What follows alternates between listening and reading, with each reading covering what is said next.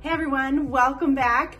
Today we're gonna go through a stretch that's gonna help with low back pain, knee pain, pelvic pain, hip pain, a couple different things. So this one is the hamstring. Here it is.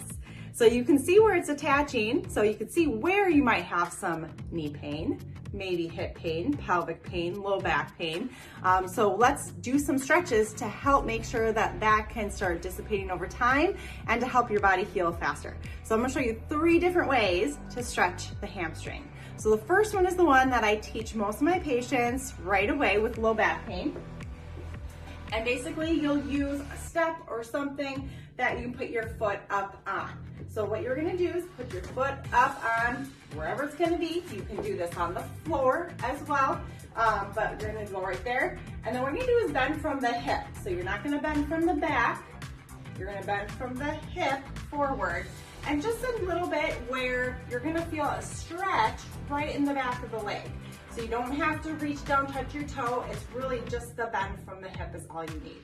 Now all you're gonna do is hold this for 20 to 30 seconds, 3 times throughout the day, and then you're all set. Of course, you're gonna wanna switch sides so that you are even from side to side.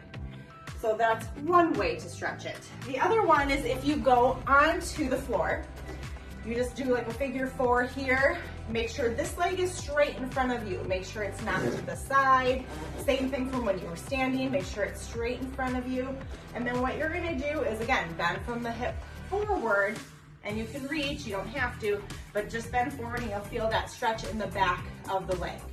So that's another way to stretch the hamstring. Another one, and I'm just gonna move the camera here, is against the wall. So if you remember that hip flexor stretch I did a couple weeks ago, this one's gonna go really good hand in hand with that one. So with this one, let me move that. So if you did the hip flexor stretch, what you're gonna do is transfer your weight back, flex that foot in the front, and bend from the hip forward.